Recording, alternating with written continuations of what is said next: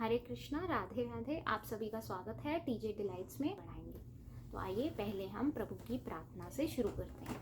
वक्रतुंड महाकाय सूर्यकोटि समप्रभ निर्विघ्नं कुरु मे देव सर्वकार्येषु सर्वदा। इतना तो करना स्वामी जब प्राण तन से निकलें, गोविंद नाम लेकर फिर प्राण तन से निकलें। श्री गंगा जी का तट हो या यमुना जी का तट हो, मेरा सांवरा निकट हो जब प्राण तन से निकले। श्री वृंदावन का थल हो, मेरे मुख में तुलसी दल हो, विष्णु चरण का जल हो जब प्राण तन से निकले। वह सांवरा खड़ा हो, बंसी का स्वर भरा हो, तिरछा चरण धरा हो जब प्राण तन से निकले। सिर सोहना मुकुट हो, मुखड़े पे काली लट हो, यही ध्यान मेरे घट हो जब प्राण तन से निकले। जब प्राण कंठावे कोई रोग ना सतावे, यम दर्श ना दिखावे जब प्राण तन से निकले। मेरे प्राण निकले सुख से, तेरा नाम निकले मुख से, बच जाऊं घोर दुख से जब प्राण तन से निकले। उस वक्त जल्दी आना, नहीं शाम भूल जाना, बंसी की धुन सुनाना जब प्राण तन से निकले। वंशी शोभित कर मधुल नील जलतन श्याम, अरुण दर्जन विमल फल नयन कमल अभिराम। पूर्ण इंद अरविंद मुख पीतांबर शुभ साज, जय मनमोहन मदन छवि कृष्ण चंद्र महाराज।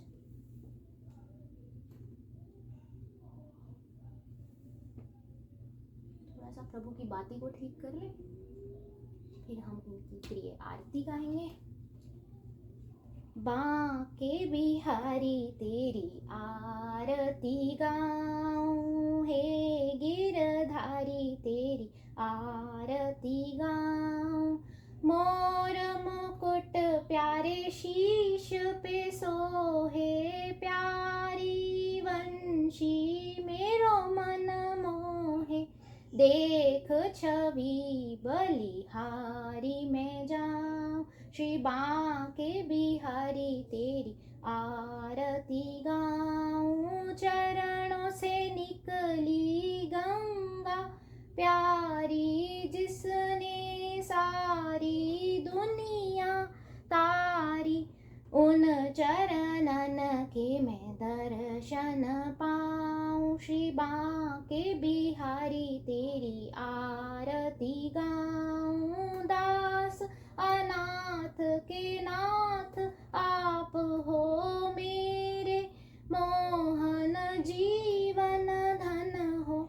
मैं भी तो तेरा दास कहाँ, श्री बांके बिहारी तेरी आरती गाऊं। श्री हरिदास के प्यारे तुम हो मेरे, मोहन जीवन धन हो।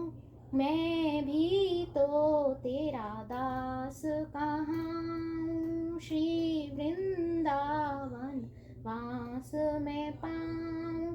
तुम्ही में विराजे राधा प्यारी, ललिता विशाखा सखियां सारी। देख युगल छवि बलि बलि जाऊं, श्री बांके बिहारी तेरी आरती गाऊं। श्री कुंज बिहारी तेरी आरती गाऊं, हे गिरवर तेरी आरती गाऊं। बोली बांके बिहारी लाल की जय। श्रीमद् भागवत पुराण की जय। श्री सुखदेव जी महाराज की जय। तो कल हमने कथा सुनी थी ध्रुव जी की। ध्रुव जी की कथा हमने सुनी कि कैसे एक नन्हे से बालक ने अपनी भक्ति से प्रभु को रिझा लिया। तो आज हम वहीं से आगे बढ़ेंगे और प्रभु के और भक्तों की और किनकी, प्रभु के अवतारों की कथा को श्रवण करेंगे। देखिए पूरी भागवत जो है ना, इसमें दो ही हैं केवल चीजें, एक प्रभु के भक्तों की बात और दूसरा प्रभु के अवतारों की बात।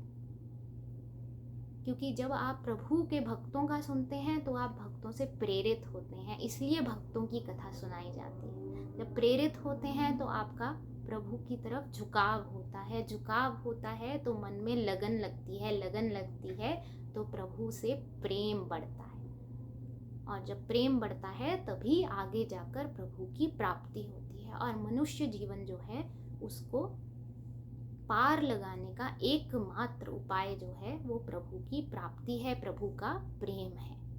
तो आइए हम प्रभु को थोड़ा सा रिझाते हैं, थोड़ा सा मनाते हैं, फिर हम कथा को आगे श्रवण करेंगे। सांवली सूरत पे मोहन, दिल दीवाना हो गया। मेरे साथ गाइएगा जरूर। सांवली सूरत पे मोहन, दिल दीवाना हो गया। दिल दीवाना हो गया मेरा, दिल दीवाना हो गया। सांवली सूरत पे मोहन, दिल दीवाना हो गया। एक तो तेरे नैन तिरछे, दूसरा काजल लगा। एक तो तेरे नैन तिरछे, दूसरा काजल लगा। तीसरा नजरें मिलाना, दिल दीवाना हो गया। तीसरा नजरें मिलाना, दिल दीवाना हो गया। सांवली सूरत पे मोहन, दिल दीवाना हो गया। एक तो तेरे होंठ पतले, दूसरा लाली लगी। एक तो तेरे होंठ पतले, दूसरा लाली लगी। तीसरा मुरली बजाना, दिल दीवाना हो गया। सांवली सूरत पे मोहन, दिल दीवाना हो गया। एक तो तेरे पाँव कोमल, दूसरा पायल बंधी। एक तो तेरे पाँव कोमल, दूसरा पायल बंधी। तीसरा घुंघरू बजाना, दिल दीवाना हो गया। सांवली सूरत पे मोहन, दिल दीवाना हो गया। दिल दीवाना हो गया मेरा, दिल दीवाना हो गया।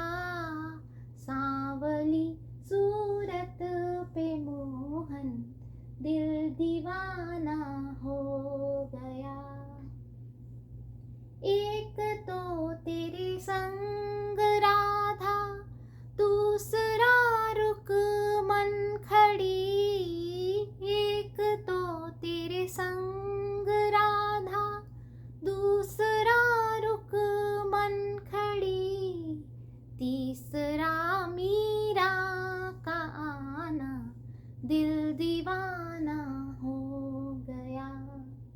तीसरा मीरा का आना, दिल दीवाना हो गया। सांवरी सूरत पे मोहन, दिल दीवाना हो गया। एक तो तेरे भोग 56, दूसरा माखन भरा। एक तो तेरे भोग 56, दूसरा माखन भरा। तीसरा खिचड़े का खाना, दिल दीवाना हो गया। तीसरा खिचड़े का खाना, दिल दीवाना हो गया। सांवली सूरत पे मोहन, दिल दीवाना हो गया। एक तो तुम देवता हो, दूसरा प्रियतम मेरे। एक तो तुम देवता हो, दूसरा प्रियतम मेरे। तीसरा सपनों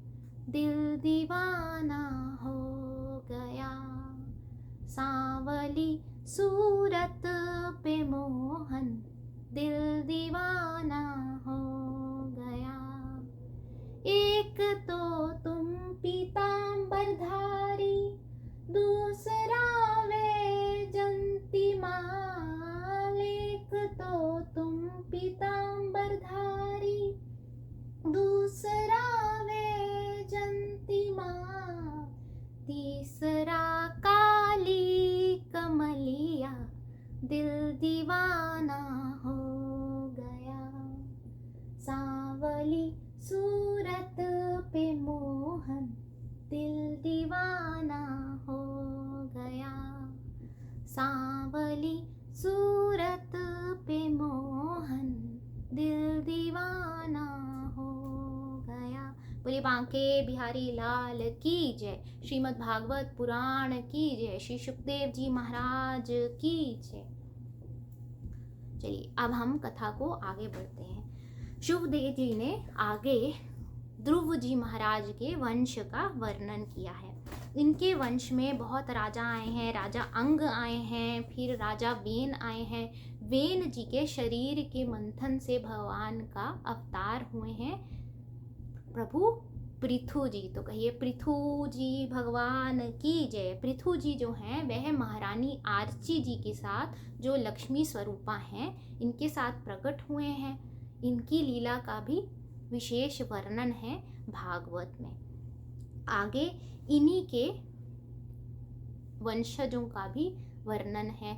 जो पृथु जी महाराज हैं, इन्होंने बहुत अच्छे, बहुत ही सत्कर्म किए हैं। इन्होंने 100 अश्वमेध यज्ञ करे हैं। और आगे इन्हीं के पुत्र जो हैं, इन्हीं के वंशज हैं, उनमें प्रचेता आते हैं। जो 10 प्रचेताओं का भी वर्णन है, इनकी कथा का वर्णन है। प्रचेता वह हैं जिन्हें भोले शंकर जी ने, भगवान शिव ने रुद्र गीता का ज्ञान देकर मुक्ति दिलाई थी। और इन्हीं के वंश में इन्हीं के पिता जो हैं प्राचीन वीर्य जी, इन्हें भगवान नारद ने पुरंजनोपाख्यान 5 स्कंदों में सुनाकर उनको भी मुक्ति दिलाई थी। इन्हीं के पुत्र जो हैं 10 पुत्र प्रचेता, उनको शिव शंभू जी बताते हैं कि एक तरफ पलड़े में भागवत कथा का जो सुनने का, जो श्रवण का फल है, उसे रख दो, और दूसरी तरफ तुम संसार की जितनी भी मूल्यवान वस्तुएं हैं, स्वर्ग से भी मूल्यवान वस्तुएं लाकर रख दो। तब भी जो कथा सुनने मात्र का, कथा के श्रवण का जो फल है, वह पलड़ा जो है वह भारी होगा। ऐसी है भगवान की भागवत कथा। तो इन्होंने ही इस कथा के बारे में आगे बताया है प्रचेताओं को, और उधर इन्हीं के पिता को नारद जी ने मुक्ति दिलाई है। आगे इनके वंश का और भी वर्णन है। तो हमने मनु जी महाराज के पुत्रों का वर्णन सुना था। इनके बड़े बेटे थे प्रियव्रत जी। उनके आगे हमने किनकी कथा सुनी थी? उत्तानपाद जी के बेटे जो थे, कौन? ध्रुव जी, उनकी कथा सुनी थी। अब हम इनके छोटे भाई की आगे कथा का श्रवण करते करते धीरे धीरे बढ़ रहे हैं प्रहलाद जी की कथा की तरफ। तो जो प्रियव्रत जी थे, प्रियव्रत का अर्थ है जिसे व्रत प्रिय हो। आम इंसान व्रत, हम सब व्रत रखते हैं, एकादशी का व्रत रखते हैं, और भी कितने व्रत हैं भारत संस्कृति में, हम वे व्रत रखते हैं। व्रत का अर्थ क्या है? व्रत का अर्थ है अपने पर काबू रखना, अपने पर संयम पाना। अगर मैंने व्रत रखा है और मेरे मन में आ रहा है अरे बहुत थक गया हूँ और चाय मिल जाए तो बहुत अच्छा है, तो वह व्रत आपका तभी के तभी टूट गया है। और भगवान ये नहीं कहते हैं कि मैं व्रत में बैठा हूँ। भगवान नहीं कहते हैं कि आप मेरे लिए भूखे रहो तभी मैं आपको मिलूंगा। भगवान कहते हैं जो भी करो पूर्ण निष्ठा से करो, मैं तुम्हें अवश्य मिलूंगा। किसी के हैं विश्वास में मोहन, किसी के हैं उपवास में मोहन, किसी का यमुना घाट में मोहन। मोहन है रसखान का प्यारा, मोहन मीरा का एक तारा। मन मोहन ने कुब्जा तारी, मोहन सदना का हितकारी। तो ऐसे भगवान के कितने ही भक्त हैं जिन्होंने व्रत करके नहीं, भगवान को अपनी निष्ठा से, अपने प्रेम से पाया है। तो ऐसा ज़रूरी नहीं है कि आप अगर व्रत नहीं रख सकते हैं तब भी आप व्रत रखिए। पर अगर आप व्रत रखते हैं तो केवल भूखे रहने से व्रत नहीं होता। व्रत होता है अपने ऊपर पूरा संयम रखना, क्रोध पर संयम रखना, वाणी पर संयम रखना। जब व्रत रखें तो पूर्ण निष्ठा से अपने पर संयम रख के व्रत करें। तो ऐसे ही जिनको व्रत प्रिय हो उनका नाम होता है प्रियव्रत जी। जो प्रिय व्रत जी हैं, इन्होंने भगवान को रिझाने के लिए, भगवान को मनाने के लिए, उनकी अत्यंत कृपा पाने के लिए इन्होंने ठाकुर जी के व्रत किए हैं। शुकदेव जी आगे बताते हैं कि प्रिय व्रत जी की जो विवाह है वो विश्वकर्मा जी की पुत्री से हुआ है, और प्रिय व्रत जी जो हैं इनके व्रत करने से और इनके अच्छे कर्मों से इन्होंने जब रथ चलाया है तब 7 जो द्वीप हैं हमारे, उनका निर्माण भी हुआ है। तो आगे इनके ही वंश में बहुत राजा हुए हैं। राजा अग्नेंद्र जी हुए हैं, महाराज नाभि हुए हैं, और महाराज नाभि जी के यहाँ प्रभु ने अवतार लिया है ऋषभ देव जी के रूप में। तो बोलिए ऋषभ देव जी भगवान की जय। ऋषभ देव जी का जो अवतार है उसमें भगवान ने अवधूतवती का निर्वाह किया है। इन्होंने अपने पुत्रों को ही ज्ञान दिया है कि हे पुत्रों, ये सांसारिक मोह माया में फंसकर तुम कभी भी जीवन का जो फल है, असली फल जो है एक मनुष्य जीवन का, वो नहीं पा पाओगे। अगर तुम्हें असली फल पाना है तो पहला सत्कर्म करो, समाज के लिए कुछ अच्छा करो, और दूसरा प्रभु का स्मरण करो। तो इन्हीं के आगे 10 इनके आगे पुत्रों में हुए हैं भरत जी महाराज। भरत जी ने अपने पिता की बात मानी है और ये एक बहुत ही अच्छे राजा बने हैं। इन्होंने अपनी प्रजा के लिए, संसार के लिए बहुत ही सत्कर्म किए हैं, और आगे इन्होंने प्रभु का नाम स्मरण करके परम गति की प्राप्ति भी किया है। देखिए, जब आपको मनुष्य जीवन मिला है तो आपको इस चीज़ का हमेशा ध्यान रखना चाहिए कि मनुष्य जीवन का अंत में क्या करना है। हमें प्रभु के श्री चरणों में निवास चाहिए, तभी हमारी मुक्ति होगी। The ultimate truth to achieve him is having a peaceful abode. वो आपको तभी होगा, मुक्ति जिसको हम बोलते हैं, वो तभी प्राप्त होगी जब हम भगवान की प्रार्थना करेंगे, जब हम भगवान से प्रेम करेंगे, जब हम उनकी भक्ति करेंगे, और वह करते करते हम सत्कर्म करेंगे, समाज के लिए कुछ अच्छा करेंगे, तभी हमें भगवान की प्रीति, भगवान की मुक्ति की अंत में प्राप्ति होगी। तो अब हम कथा में आगे बढ़ते हैं कि हम भरत जी के बारे में कह रहे थे कि भरत जी जो हैं उन्होंने बहुत ही अच्छे कर्म किए हैं और उन्होंने बाद में मुक्ति को भी प्राप्त किया है। अब भरत जी के भी आगे 3 जन्मों का वर्णन है कथा में। एक में जब वे भरत राजा के रूप में आए हैं तो इन्होंने एक हिरण से प्रेम हुआ है, इनको हिरण के बच्चे से, तो इनको हिरण का अवतार मिला है। उसके बाद में हिरण का शरीर मिला है। उसके बाद में फिर इन पे प्रभु की कृपा हुई है, इनको मनुष्य रूप मिला है। तब इन्होंने जड़ भरत के रूप में एक राजा को भागवत का ज्ञान दिया है, और इन्होंने उस राजा के यहाँ ये नौकर थे, इनको बहुत गालियाँ देता था वो राजा। जब इनका ज्ञान उदय हुआ है तब इन्होंने उस राजा को ज्ञान दिया है। उसे सबसे पहले ये बताया है कि जिस मनुष्य को किसी से भी, अगर वो ज्ञान भी है, आपको किसी से लेना हो रहा है, तो आपको अपने स्वभाव में क्या लानी होगी? विनम्रता। आप अगर अभिमानी हैं और अगर आप ये सोचते हैं कि मुझे सब कुछ आता है और फिर आप किसी गुरु के पास जाते हैं, तो गुरु आपको कहाँ से कुछ सिखा लेगा? अगर आपको सब कुछ आता है तो आपको पहले तो गुरु के पास जाने की ज़रूरत ही नहीं है, और अगर आप गुरु के पास जा रहे हैं तो मतलब आपको कुछ कमी है ज्ञान की जो आप उनसे पाने जा रहे हैं। तो तब अपने भाव को विनम्र रखिए, सीखने की इच्छा रखिए। अगर आप अभिमानी बन के जाएंगे तो आपकी जो बुद्धि है ना, वो अपने पट बंद कर लेती है, क्योंकि वह सोचती है मुझे तो सब कुछ आता है तो मैं पट क्यों खोलूं। फिर जब आप विनम्र भाव से जाएंगे तो बुद्धि भी खुल के जाएगी और मन भी खुल के जाएगा। तब जो आपको ज्ञान मिलेगा वह सीधा आपके मस्तिष्क और आपके हृदय में बैठेगा और वही फलदायक होगा। अब इन्होंने उस राजा को ज्ञान दिया है और उसको भी मुक्ति का मार्ग दिखाया है। शुकदेव जी ने आगे भी इनके वंश का वर्णन किया है और इन्होंने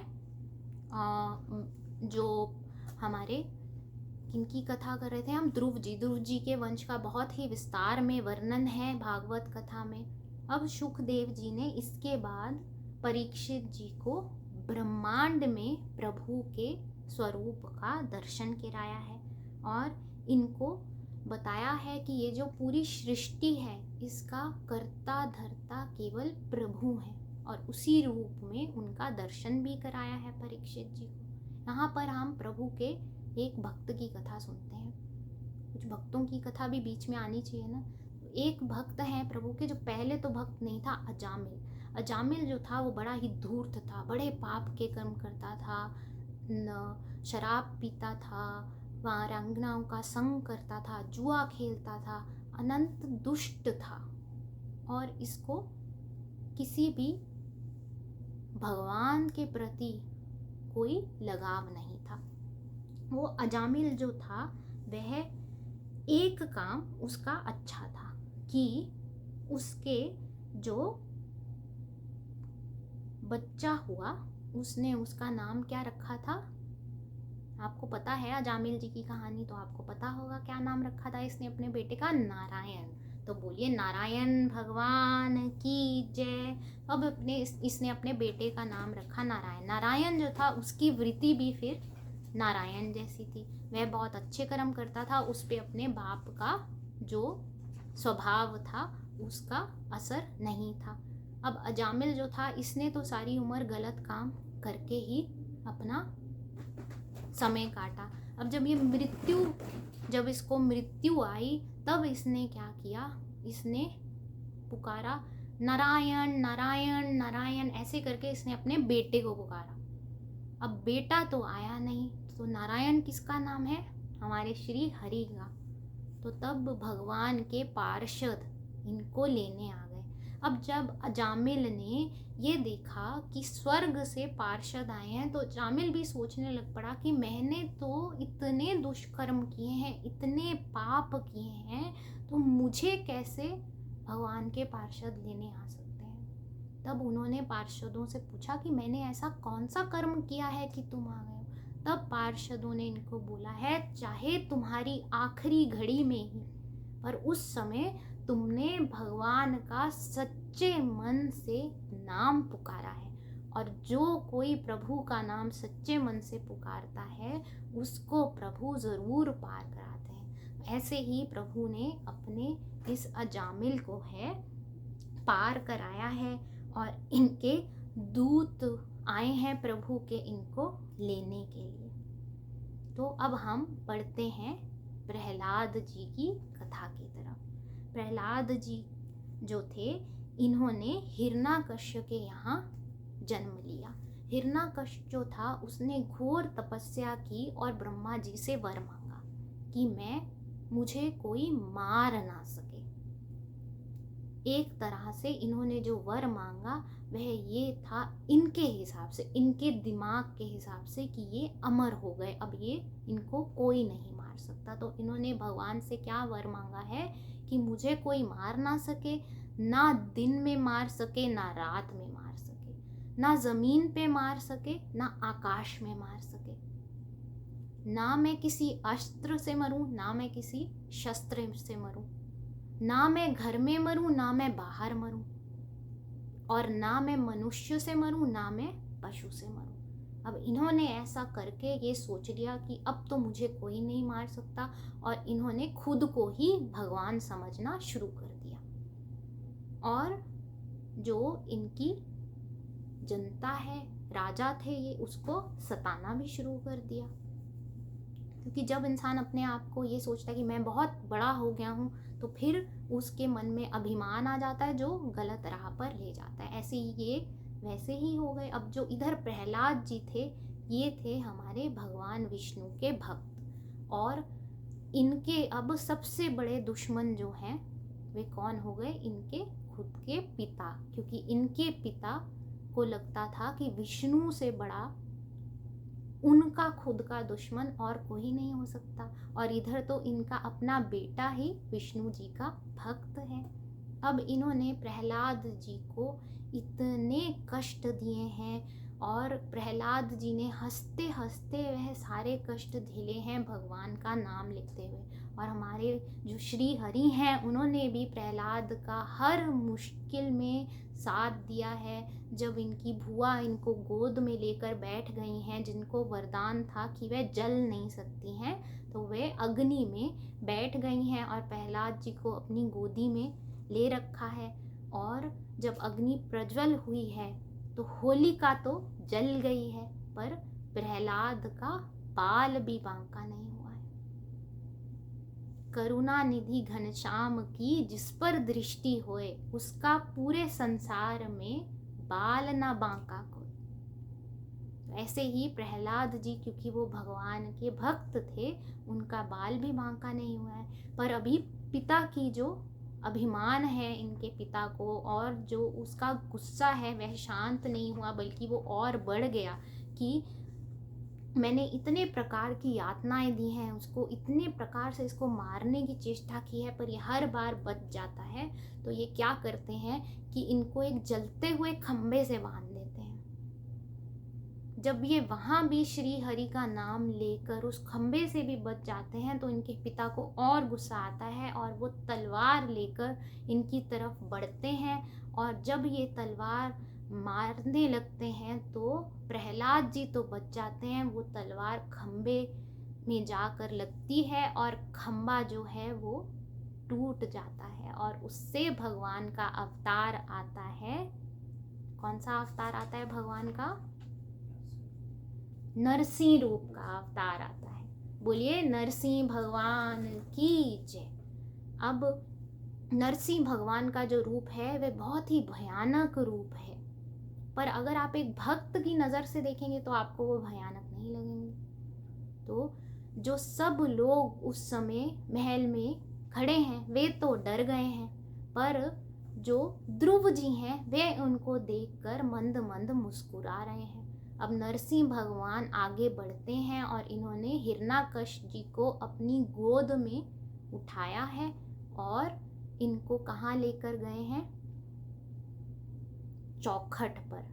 क्यों? क्योंकि इनको वरदान था कि ये घर के बाहर और घर के भीतर नहीं मर सकते।